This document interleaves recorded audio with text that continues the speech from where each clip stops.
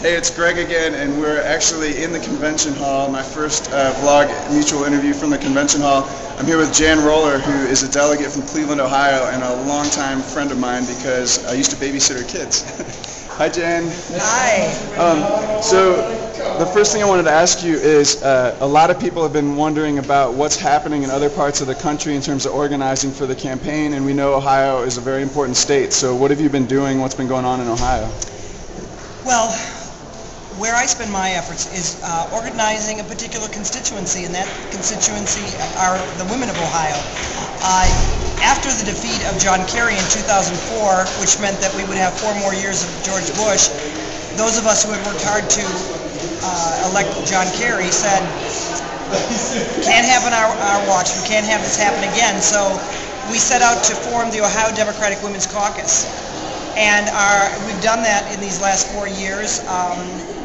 The purpose of it is to create a women's organization in every one of Ohio's 88 counties. And in some of the counties there already was a Democratic women's organization, usually connected with the county party. But in many counties there was no women's organization. So in those counties we created them. And a lot of us are working women, and it's very difficult to spend a lot of time and effort when you have a job and a family. So we turned to the Ohio Democratic Party, that in the past had been not as organized as it is now. And we've got a young, energetic chairman, Chris Redford, and he embraced our idea, and we became a formal caucus of the Ohio Democratic Party. And with that, we have the party structure, the party apparatus, the data bank, the infrastructure to help support this organizational effort. But most importantly, we also have a staff person, a full-time staff person. I think we're maybe only one other state who does have a full-time staff person in the state party devoted to organizing women, and we're very proud of that. That's great. So that's what we've been working on in the last 4 years. That's awesome. I know some Democratic women in North Carolina who will really be interested in that. Great. All right, your turn to ask a question. Okay. Greg, I've lived in the North all my life, Michigan and Ohio. I'm very concerned in this election about the race factor. I see it somewhat, and I'm very concerned about it, in Ohio and in Pennsylvania, 2 very important states for this election. Here in the South, it has a different history and tradition that we all know about from reading our history books. Certainly know things are different and changed now on that topic. But I wonder, do you think race, the fact that Barack Obama is a black man, that issue in and of itself is going to affect the voters of North Carolina, and if so, to what degree? Well, yeah, you hold that now, all right? I absolutely think that the election is a national referendum on racism. And I don't think that that's only true in the South. I think it's true in the North. Having grown up in the North and then moved to the South, I spent a lot of time thinking about the differences in racial relations between the 2 areas.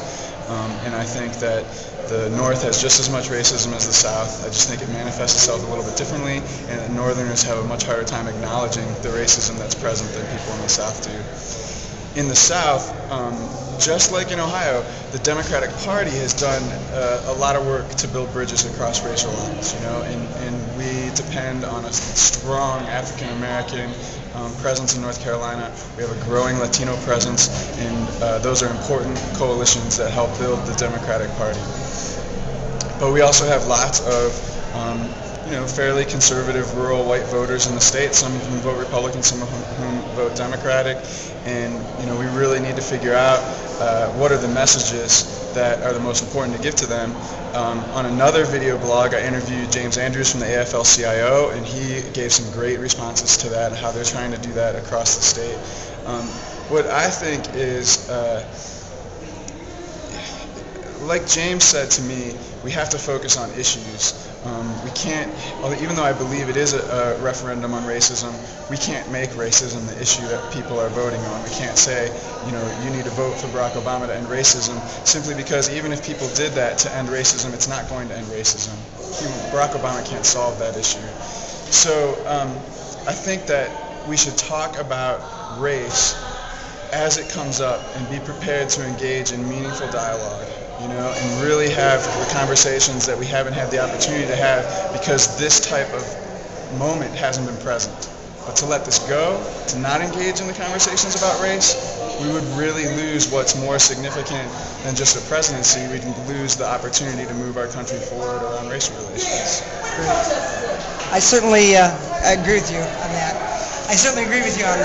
So, your turn. So the question that I was going to ask you, which is maybe somewhat related to that, is I think one of the things that North Carolina and Ohio have in common is we have a couple of major metropolitan areas, lots of rural areas, and the Democratic Party has to be able to build an allegiances across the rural and urban divide, and that often means across racial divides, even more so in Ohio than in North Carolina.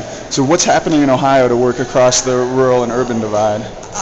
There is a very intentional effort to address that in Ohio.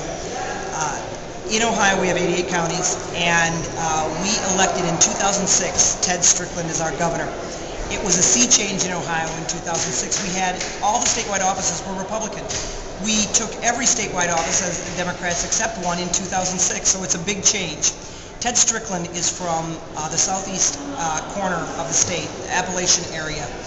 And he was a congressman down there. He had actually been a congressman in two different areas because of redistricting, so he was very well known in that area.